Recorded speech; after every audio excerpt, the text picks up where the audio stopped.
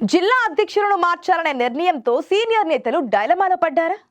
60 ఏళ్లు దాటితే పదవికి అనర్హులని ప్రకటించడంతో సీట్లను ఆశించిన నేతలు నైరాస్యంలో ఉన్నారా? రాష్ట్రంలో అధికారంలో లేకున్నా జిల్లాలో తమ హవా నడుస్తుందనుకున్న నేతలకు చెక్ పెట్టడానికే కమల దళపతి ఈ నిర్ణయం తీసుకున్నారన్న ప్రచారంలో నిజమెంత? సీనియర్లను కాదని జూనియర్లకు పదవులిస్తే రానున్న రోజుల్లో బీజేపీ కటౌట్ ఎలా ఉండబోతోంది? ఇంతకీ పదవులు ఆశించి భంగపడ్డ నేతలెవరు?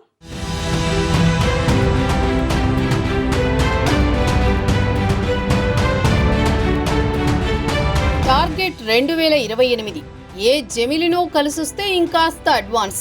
తెలంగాణలో అధికారంలోకి రావడమే లక్ష్యంగా ఇప్పటి నుంచే కసరత్తు చేస్తోంది బీజేపీ. ఉమ్మడి ఆదిలాబాద్ జిల్లాలోని 10 నియోజకవర్గాలలో 4 అసెంబ్లీ స్థానాలతో పాటు ఆదిలాబాద్ పార్లమెంటు సీటును కూడా గెలుచుకుంది బీజేపీ. దీంతో ఉమ్మడి జిల్లాలో బీజేపీ గ్రాఫ్ పెరగడంతో రానున్న గ్రాడ్యుయేట్ ఎమ్మెల్సీ స్థానిక ఎన్నికల్లోపు పార్టీ అధ్యక్షుల నియామకానికి బీజేపీ సన్నాహాలు మొదలుపెట్టింది. అయితే జిల్లా అధ్యక్షుల స్థానాన్ని ఆశిస్తున్న ఆశావహులు ఎక్కువ సంఖ్యలో ఉండడంతో కండిషన్ సప్లై అంటూ ఏజ్ లిమిట్ పెట్టింది పార్టీ నాయకత్వం. అధిష్టానం తీసుకున్న 60 సంవత్సరాల వయసు నిర్ణయం అనేక మంది సీనియర్లని తీవ్ర నిరుత్సాహానికి గురిచేస్తోంది. రాష్ట్రంలో పార్టీ అధికారంలో లేకపోయినా కేంద్రంలో అధికారంతో పార్టీ జిల్లా అధ్యక్షులుగా ఉంటే అధికార దర్పంతో పాటు హోదా ఉంటుందనుకున్న నేతలకు హైకమాండ్ నిర్ణయం మింగుడు పడడం లేదట.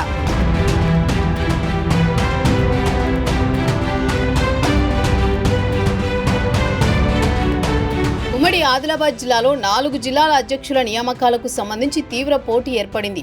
దీంతో అధిష్టానం వయోపరిమితి పెట్టి తమ ఆశలపై నీళ్లు చల్లి తమకు కన్నీళ్లను మిగిల్చిందని బాధపడుతున్నారు పార్టీ సీనియర్లు.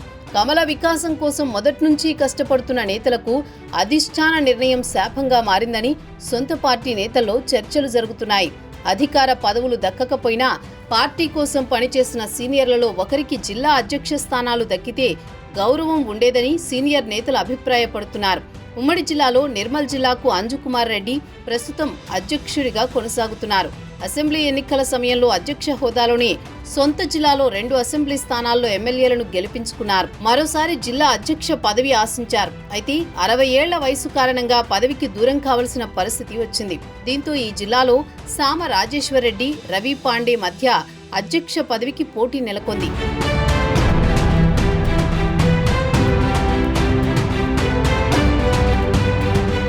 ఆదిలాబాద్ జిల్లా బీజేపీకి ప్రస్తుతం బ్రహ్మానందం అధ్యక్షుడిగా ఉన్నారు.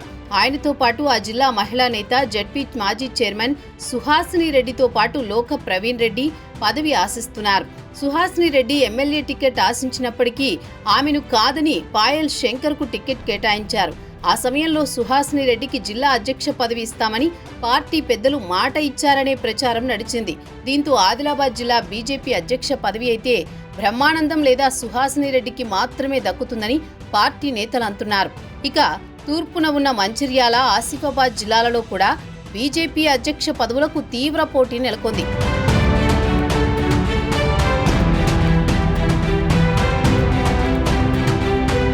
మంచిర్యాల జిల్లా బీజేపీ అధ్యక్షుడిగా ఉన్న రఘునాథ్ మరోసారి ఆ పదవి కోసం ప్రయత్నం చేస్తున్నారు.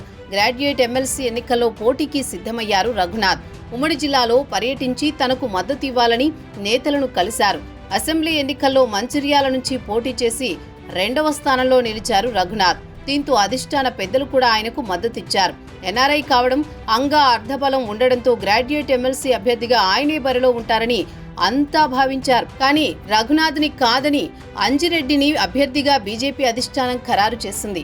దీంతో రఘునాథ్ వర్గం నేతలు తీవ్ర నిరాశలో ఉన్నారు. ఇదే సమయంలో ఆయనకే మళ్లీ జిల్లా అధ్యక్ష పదవి కేటాయిస్తామని పార్టీ నాయకత్వం చెప్పినట్లు ప్రచారం జరుగుతోంది. అయితే మంచిర్యాల జిల్లాలో బెల్లంపల్లి, చెన్నూరు నియోజకవర్గాలు ఎస్సీ రిజర్వ్డ్గా ఉన్నాయి. దీంతో సామాజిక కోణంలో ఈసారి ఖచ్చితంగా ఎస్సీలకు జిల్లా అధ్యక్ష పదవిని కేటాయించాలని ఆ వర్గం నేతలు పట్టుబడుతున్నారు. ఎస్సీ నేతలుగా ఉన్న హేమాజీ, దుర్గం అశోక్ పేర్లు తెరపైకి వస్తున్నాయి.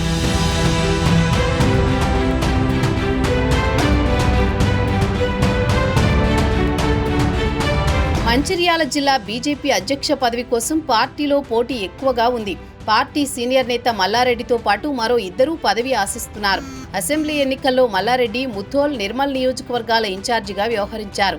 పార్టీ ఆ 2 సీట్లు గెలవటంలో మల్లారెడ్డి కీలక పాత్ర పోషించారు. మొదటి నుంచి పార్టీకి వీర విధేయుడిగా ఉండడంతో మల్లారెడ్డికి ప్రాధాన్యమిస్తారని పార్టీలో అంతర్గతంగా చర్చలు నడుస్తున్నాయి. ఒకవేళ రఘునాథ్ను మారిస్తే ఎస్సీ నేతకు అవకాశం దక్కుతుందా, లేదంటే మరెవరికైనా ఆ పదవి దక్కుతుందో చూడాలి. ఇక ఆసిఫాబాద్ జిల్లా బీజేపీ అధ్యక్షుడిగా కొత్తపల్లి శ్రీనివాస్కే మరోసారి ఛాన్స్ దక్కొచ్చని పార్టీలో చర్చలు జరుగుతున్నాయి.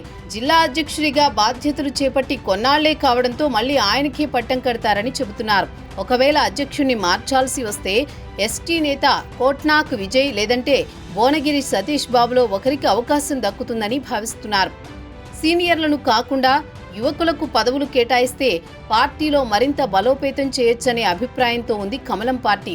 అయితే ఎన్నో ఏళ్లుగా పార్టీకి లాయల్గా ఉంటూ కష్టపడ్డ తమ సీనియారిటీకి కటింగ్ పెట్టడంతో కొందరు గుర్రుగా ఉన్నారు.